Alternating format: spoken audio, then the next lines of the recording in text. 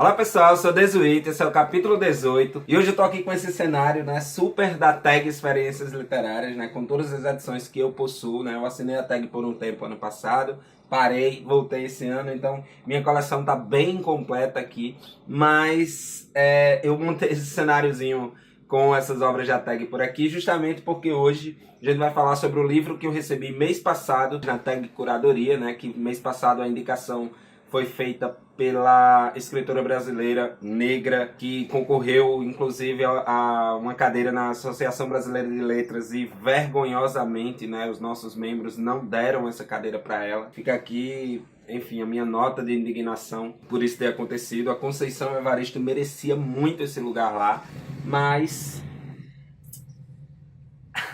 já que o cara ligou o Fusca ali fora e tá meio que esquentando o motor, a gente vai ter que dar uma pausa nessa gravação para o Fusca ir embora, certo? Tchau, Fusca! Ai, meu Deus do céu!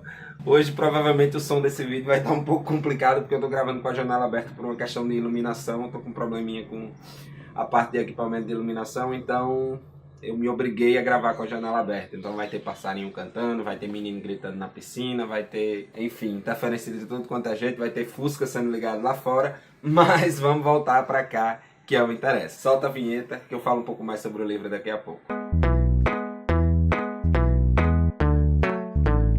Então, como eu falei, né, a gente vai falar sobre o livro do mês passado, que foi esse livro aqui, certo? Como sempre, a tag capricha bastante nessa parte gráfica, nessa parte, enfim, editorial, né? A gente tem aqui a indicação do mês, né, mês 9, o título da autora, o nome da autora, o título da obra, que é Eu Sei Porque o Pássaro Canta na Gaiola, da Maya Angelou, né? Como sempre, a tag, além de enviar, né, o livro dentro dessa luvinha super bem acabada e tal, ela envia também a revista, certo? Com informações sobre a curadora, com informações sobre a autora, com entrevistas, com curiosidades sobre o livro, com uma análise bem detalhada do livro, que eles indicam que a gente só leia após concluir a leitura da edição do mês, e com algumas dicas de o que virá no mês seguinte, né? Que é sempre a última página da revista, que no caso dessa aqui do mês passado, veio falando quem era o curador, né? O Alejandro Zambra, que foi o curador dessa obra aqui, recebida esse mês, né? Eu nem sei se vocês já abriram a caixa desse mês, mas enfim, a obra desse mês está aqui. Eu inclusive já dei uma folheada. A obra, assim como a que eu resenhei semana passada, ela tem um caráter atípico dentro do canal, né? Uma vez que ela não é uma obra de ficção, que é o foco principal que eu falei para vocês no vídeo de apresentação do canal, que era o foco principal do capítulo 18, resenhar obras de ficção em prosa na maioria das vezes. Mas semana passada eu fugi a essa regra e trouxe um livro de poesia, que era ficção, mas era poesia, que também não era o foco do canal, e hoje eu estou trazendo esse livro aqui, que é em prosa, mas não é ficção, é uma autobiografia que conta os primeiros anos da vida dessa artista fantástica chamada Maya Angelou, certo? Uma artista que tem um impacto muito grande na cultura americana de maneira geral, né? Ela discursou na posse do presidente Bill Clinton, ela é tida por Barack Obama como uma de suas principais influências dentro da percepção da posição do negro dentro da sociedade americana, né? A obra de Maya, ela, de certa forma, ela é muito engajada em relação a essa luta de resistência do povo negro contra o racismo que tomou e toma ainda, né, conta da sociedade americana ao longo do último século principalmente, né? Mas falando mais especificamente sobre essa obra, eu vou iniciar a análise, na verdade, dando a voz à própria narradora, certo? Ela traz um prólogo no livro, antes propriamente de começar os capítulos. 3 páginas depois de iniciar a leitura do livro, já me pegou de uma forma muito forte, já me emocionou de cara e já, de certa forma, serviu como cartão de visita para eu perceber o quão essa obra é impactante. Vou ler aqui rapidinho um trechinho, diz o seguinte, abre aspas. Se crescer é doloroso para a garota negra do sul, estar ciente do seu não pertencimento é a ferrugem na navalha que ameaça a garganta. É um insulto desnecessário. É justamente, de certa forma, essa percepção de não pertencimento que vai permear toda essa obra que, como eu disse, narra o início da vida dessa menina. Né? Vai narrar desde, digamos assim, de quando ela se entende por gente, como diz lá na minha terra, né? Começa a narração mais ou menos quando ela tem 3 anos de idade, trazendo as primeiras memórias dela, até o momento em que ela tem 17 anos de idade e ocorre uma reviravolta na sua vida de grande impacto. E além dessa noção de não pertencimento que permeia todo o livro, eu sei porque o Pássaro Canta na Gaiola traz uma história também de não aceitação, de percepção de que o mundo não te quer no mundo, ou algo do tipo, né? As primeiras páginas do livro já traz a Maya com 3 anos de idade, sendo colocada dentro de um trem da Califórnia para o Arkansas, junto com seu irmão apenas 1 ano mais velho, sem companhia de nenhum adulto, apenas um funcionário da companhia de trem, num ato que durante toda a infância dela, ela entendeu como uma rejeição dos próprios pais, né? Os pais dela, que então já eram separados, colocam eles dois dentro de um trem para ser criado pela avó paterna deles, no sul dos Estados Unidos, né, a região onde a segregação racial era muito, muito forte. Então, de certa forma, esse é o cartão de visita da obra. São 2 crianças, uma de 3 e uma de 4 anos, negras, sendo colocadas dentro de um trem sozinhas para serem criadas pela avó paterna em uma cidade extremamente segregada, onde o racismo era tão arraigado dentro da cultura que leva a autora, ainda, né, com a sua percepção de criança, a narrar a percepção do negro em relação ao branco da seguinte forma. Eu vou de novo trazer um trecho do livro e prometo que não vou fazer isso mais tantas vezes. Aliás, só vou fazer mais essa vez. Mas só para vocês verem, com as palavras da autora, o que é que eu estou querendo dizer aqui em relação a essa percepção do negro em relação ao branco dentro dessa sociedade totalmente segregada em que essa criança cresceu nos Estados Unidos. Abre aspas. Eu olhava as coisas que não estavam à mostra. Sabia, por exemplo, que homens brancos usavam short, como o tio Willie usava, e que tinham uma abertura para eles botarem as coisas para fora e fazerem xixi, e que os seios das mulheres brancas não ficavam dentro dos vestidos, como algumas pessoas diziam, porque eu vi os sutiãs delas nas cestas.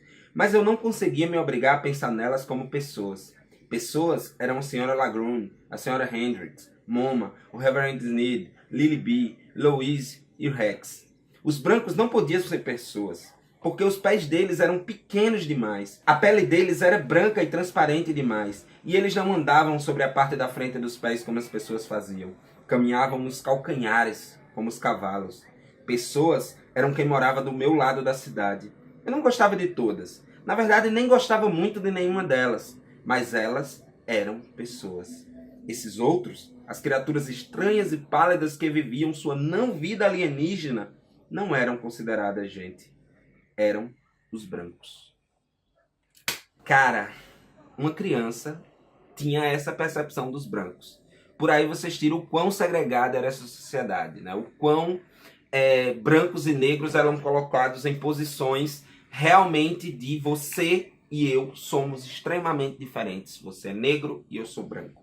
Era essa a mensagem que essa criança capturava dentro dessa sociedade. Mas para que, enfim, eu não fique aqui só lendo passagens do livro e enchendo vocês de spoiler, eu diria que a história que Maya conta aqui, ela se confunde de maneira geral com a história do povo americano. E um dos pontos que eu mais queria destacar aqui diz respeito aí sim a um aspecto de fato literário, né? A escritora, nesse relato super convencional, super de abrir a sua alma para quem estivesse lendo a sua obra, ela não deixa de lado os recursos que a literatura permite para tocar, para chocar, ou até para tornar mais sutil coisas que em princípio chocariam. E eu acho que esse é o ponto principal que eu destacaria em relação aos recursos linguísticos e literários utilizados por Maya nessa obra, né? Primeiro porque ao falar da sua própria história, ela consegue ser poética em muitos pontos do livro, né? Você percebe trechos com metáforas muito bem construídas, você percebe trechos com uma maneira de colocar, de relatar, de descrever as situações vividas com uma singeleza, com uma pureza, com uma inocência típica de uma criança narrando uma história, apesar de que ela escreveu esse livro já quando adulta, né? É um livro feito a partir de rememorações, ela não escreveu enquanto era criança, obviamente, mas ela consegue transportar para a sua escrita esse caráter inocente da visão de uma criança. Em contrapartida, esse estilo poético, ele é deixado de lado quando a autora quer narrar partes mais chocantes de sua vida, né? Ela passou por muito sofrimento nessa infância que ela narra aqui, certo? Desde ser estuprada com 8 anos de idade por um padrasto, até ser esfaqueada pela então esposa do seu pai. Isso para citar as coisas mais chocantes, criminosas, mas também ela passou por situações corriqueiras, mas que da maneira como foi construída dentro da obra, você percebe que provocou bastante sofrimento e deixou marcas, cicatrizes, eu diria, na personalidade dela ao longo do tempo, né? Coisas como uma simples, entre aspas, dor de dente, mas que no contexto em que ela sentiu foi determinante para ela perceber algumas situações da segregação e do racismo muito forte, né? Para deixar mais claro, né, ela passa dias e dias sentindo uma dor de dente e na cidade em que ela morava não tinha dentistas para negros, dentistas negros. E a avó dela, né, ela é um comerciante, apesar de ser negra, dentro dessa sociedade extremamente segregada, ela era uma pessoa, economicamente falando, estável, ela tinha um comércio bem sucedido, resumindo, ela tinha grana, certo? Então, alguns brancos da cidade deviam favores a ela, já tinham pedido dinheiro emprestado a ela. Enfim, ela já tinha socorrido muitos brancos em termos financeiros. E o dentista branco da cidade era um deles. E então, nesse episódio dessa dor de dente, ela ignora a questão da segregação e decide levar a Maia no dentista. E ao chegar lá, ela é tacitamente expulsa do consultório porque o dentista simplesmente diz que não trata negros, né? Que preferia tratar a boca de um cachorro a tratar a boca da neta dela, no caso da Maia. E vocês devem imaginar o impacto que isso deve ter tido na vida dela, né? No decorrer da narrativa, né, outros problemas, e aí mais relacionados à questão da adolescência, vão aparecendo, né? Problemas com a própria aparência, né? Ela vivia na sombra da beleza da mãe. A mãe dela era uma artista também, dançarina, atriz, enfim. E é descrita por ela como uma referência de beleza negra quase que romantizada, assim, né? Ela vê a beleza da mãe, não só a da mãe, mas a do pai também. Ela descreve o pai também como um dos homens mais bonitos que ela já conheceu na vida.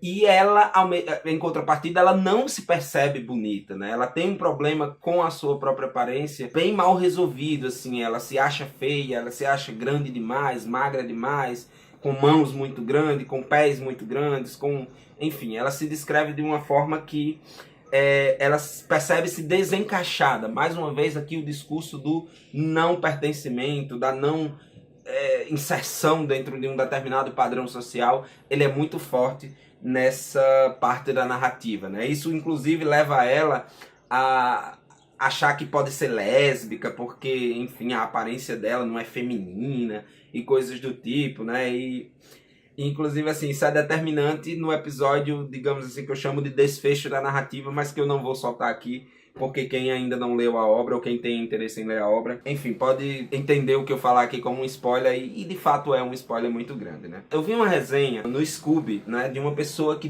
dizendo que se recusava a analisar essa obra, se recusava a falar sobre essa obra devido ao caráter confessional da obra, ao caráter de... Cara, você lê essa obra e eu concordo um pouco com essa pessoa. Você não tem o que falar, sabe? Essa é uma obra para se contemplar e para respeitar o que é dito aqui. O que é dito aqui merece respeito, merece ser lido com solenidade. Eu acho que eu chutei a câmera. Merece ser lido com solenidade, certo? Porque a Maia, ela de fato se abre de tal forma que é muito digno de respeito qualquer pessoa que se coloque na posição que ela se colocou ao publicar essa obra. Mas só para terminar aqui, eu quero destacar um aspecto curioso em relação a fatores históricos, né? A Maia, ela viveu a adolescência no período da guerra. A guerra estourou enquanto ela estava entrando na adolescência. E aí, existe uma cura.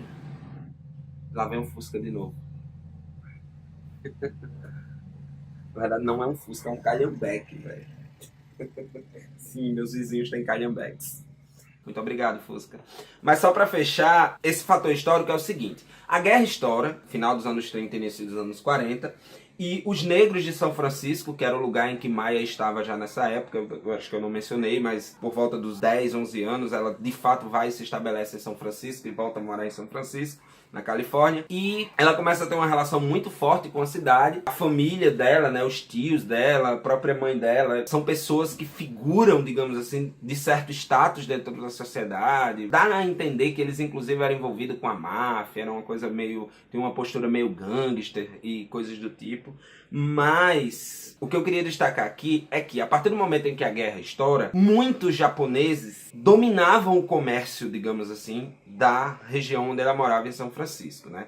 Com o ataque do Japão a Pearl Harbor, os japoneses passaram a ser, vou usar o termo que eu estou usando aqui sempre, segregados da sociedade. Então os comerciantes japoneses foram meio que banidos da sociedade americana de maneira geral. Então esse fator específico, que a princípio está totalmente relacionado a uma guerra que estava acontecendo muito distante dos Estados Unidos, foi determinante para que os negros passassem a ocupar posições de maior status e de maior destaque na sociedade. Digamos que o fato do Japão ter atacado os Estados Unidos e, consequentemente, os japoneses terem sido expulsos dos Estados Unidos, e os japoneses, assim como é aqui no Brasil, eles têm uma veia para o comércio muito forte, os negros ocuparam o lugar que antes eram ocupados pelos japoneses na sociedade de São Francisco daquela época. Então eles passaram a ser donos de negócios bem-sucedidos, eles passaram a ter até um certo respeito enquanto pessoas que trabalhavam e que produziam, digamos assim, dentro da cidade. E diante dessa criação de um inimigo outro que a guerra trouxe, fez com que os brancos passassem a... Eu não sei se eu vou estar sendo redutor aqui na minha análise, mas assim, a questão da segregação, ela entrou em segundo plano, né? As pessoas só se importavam e a gente tem que acabar com os nazistas e acabou. E aí a questão com o negro, brancos passaram a frequentar um pouco mais o comércio dos negros, a música negra teve um crescimento muito significativo no período da Segunda Guerra Mundial, certo? O jazz, o blues, ele tem a sua ascensão justamente nessa época. E a guerra foi um fator determinante para isso, porque a partir do momento em que esse outro inimigo foi criado pela guerra, o povo americano passou a ter uma outra raça para odiar, os nazistas, certo? E são, sei lá, cerca de 3, 4 capítulos do livro que tratam disso, e eu, enquanto, enfim, pessoa que gosto muito de estudar história e gosto muito de entender a função da história para a constituição de aspectos muito relevantes da sociedade, eu decidi trazer isso aqui, destacar isso aqui na obra, certo?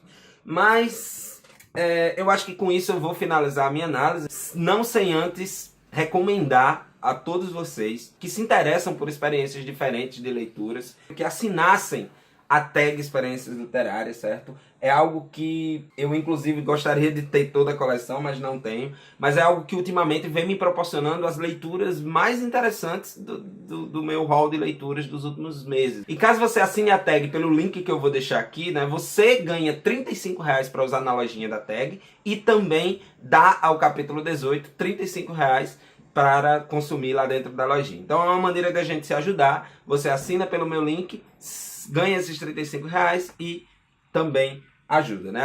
A assinatura anual, ela custa em torno de 600, R$700, não lembro ao certo, mas sai algo em torno de 60 e poucos reais por mês. O que não é muito, levando em consideração que além de um livro com capa dura, esse acabamento, a revista, eles também mandam uns presentinhos, né? Uns mimos, né? Como eles chamam. Por exemplo, tudo isso aqui que está aqui, esse diário de leitura, veio junto justamente porque eu fiz a assinatura anual, né? A capa remete a várias obras aqui. Eu gostei até de fazer o exercício. Minha amiga Charliene, que assina a tag, um dia eu fui lá e a gente ficou tentando adivinhar aqui quem era quem, qual livro era qual aqui na capa.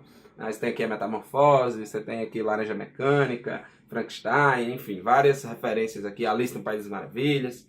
E dentro tem desafios de leitura e espaços para você fazer anotações sobre os livros que você está lendo, compondo justamente esse diário de leitura. Essa agenda também foi um mimo da tag. Esse calendário que está aqui também foi um mimo da tag. Esse mês, o mimo eu achei a coisa mais fofa do mundo. Vieram fronhas de travesseiros, certo?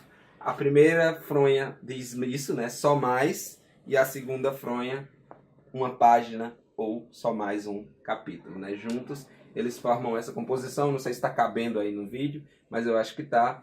E achei muito fofo, esse foi o presentinho desse mês. Não vieram as almofadas, tá? Vieram só as franjas, as almofadas eu já tinha. Então é isso, fica a dica, assinem a tag pelo link que eu vou deixar aí. E como de praxe, se você não é inscrito no canal, eu peço que por favor se inscrevam, né? Isso ajuda bastante o canal a crescer, ajuda bastante o canal a chegar a cada vez mais pessoas. Insira seu marcador de página dando um like nesse vídeo. Compartilhe com quem você acha que pode se interessar pelo conteúdo que eu sempre trago aqui pra vocês. Até o próximo vídeo. Beijo. Tchau.